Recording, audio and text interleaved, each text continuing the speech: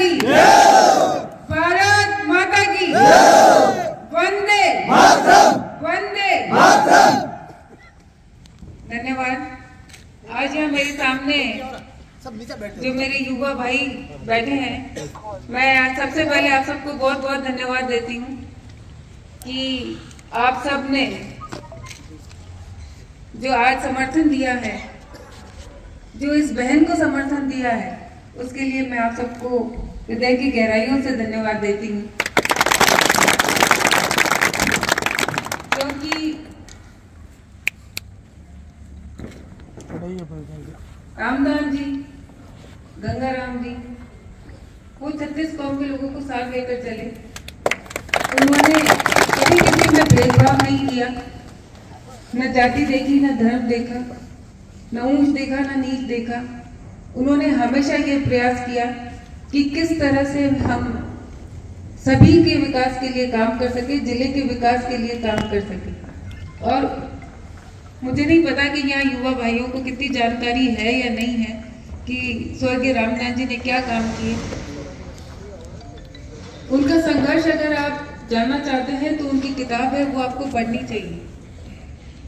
क्योंकि जब मैंने पढ़ी, मैंने रामदान जी को देखा नहीं, लेकिन जब वो किताब मैंने पढ़ी तो वाकई मुझे एहसास हुआ कि हमारे बुजुर्गों ने बहुत संघर्ष किया था। आज हम सोचते हैं कि हम जिस स्थिति में हैं, हम शायद हमेशा से ही वैसे थे, ऐसा नहीं है। और सिर्फ रामदान जी ने नहीं, आपके बुजुर्गों ने, आपके बुजुर्गों ने, आप सबके बुजुर्गों ने, हमारे सबके बुजुर्गों ने संघर्ष किया। वो परिस्थितियां बहुत विकट थी। मैं धन्यवाद देती हूँ उन सबको कि उनके संघर्ष के कारण आज हम इस स्थिति में हैं। आज बाड़मेर के युवा पढ़ने में आगे हैं, हर समाज से, हर वर्ग से। तो वो शुरुआत उन्होंने की थी। उन्होंने सोच रखी थी कि हाँ, बच्चों को पढ़ाना चाहिए। और उसके लिए जो उन्होंने किया, आजादी से पहले 1930 के अंदर उन्होंने अपने घर पे छात्रावास बनाया। जो अभी आप मकान देखते हैं जाटावास के अंदर, 4 कमरों का जो मकान है, वहां पहले 2 ही कमरे थे। वहां पर उन्होंने गांव से बच्चों को लेकर आए। पहले बच्चों को पढ़ाते नहीं थे, सोचते थे कि नहीं, बच्चे पढ़ लिख जाएंगे तो क्या करेंगे, खेत में काम कर रहे हैं, इतना ही बहुत है। तो जबरदस्ती बच्चों को लेकर आते थे कि अपने बच्चे दो, हम पढ़ाएंगे। जब वो बच्चों को नहीं भेजा तो उन्होंने शुरुआत अपने परिवार से की कि देखो, मैं भी अपने बच्चों को पढ़ा रहा हूँ, तो आप भी अपने बच्चों को पढ़ाओ। पैसे नहीं होते थे। आज तो ठीक है, सबके पास पैसे होने लग गए। उस वक्त पैसे नहीं होते थे। घर घर जाके बोलते थे कि चलो बाजरी दे दो, 2 आना दे दो, जो भी है दे दो।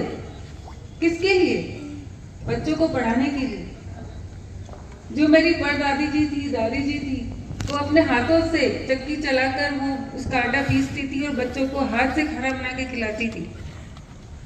मेरे दादाजी गंगाराम जी को वकालत करवाई। क्यों करवाई?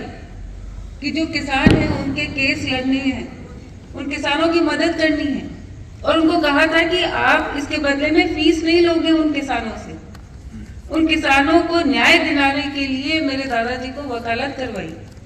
मेरे दादाजी से बड़े भाई थे केसरीमल जी, सरकारी नौकरी में थे, लेकिन उनकी नौकरी इसलिए छुड़वा दी कि आप इस किसान छात्रावास का ख्याल रखो ताकि ये बच्चे पढ़ पाए। 1932 के अंदर, देखिए उस आजादी से पहले की सोच है ये, कितनी दूरदर्शिता थी।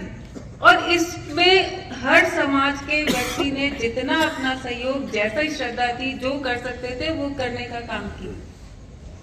1932 के अंदर जो भी आप किसान छात्रावास देख रहे हैं, वो 1932 में बना था और सभी के सहयोग से बना था। और उस छात्रावास के अंदर हर समाज के बच्चे रहकर पढ़े। मुसलमान सब भी थे, ब्राह्मण भी थे, जाट भी थे, राजपूत भी थे। हर समाज के बच्चे उस हॉस्टल में रहकर पढ़े और अच्छी नौकरियों में लगे। वो था वक्त।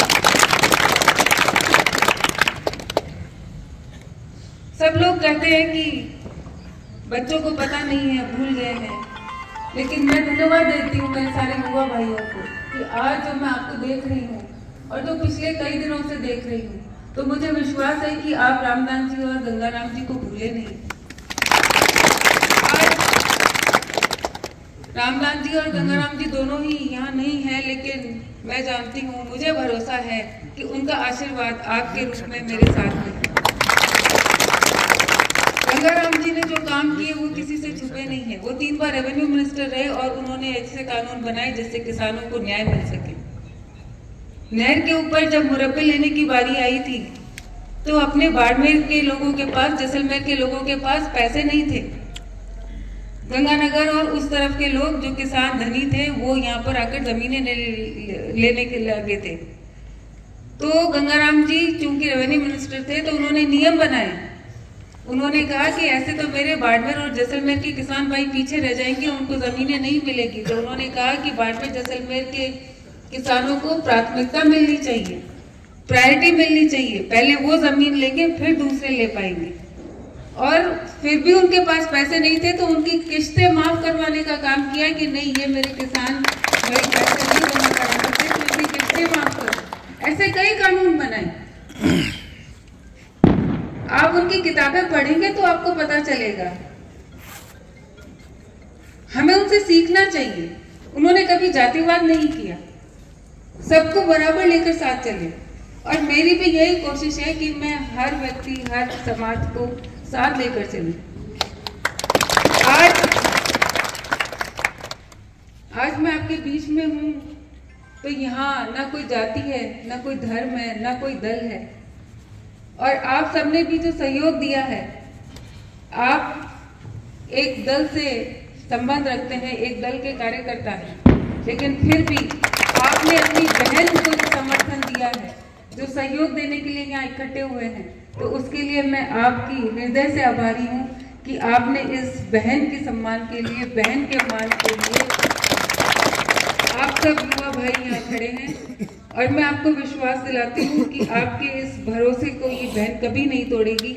जैसे गंगाराम जी और रामलाल जी ने काम किए, उन्हीं के रास्ते पर चलते हुए जितना हो सकेगा, जितना बन पड़ेगा, मेरे युवा भाइयों के लिए काम करूंगी।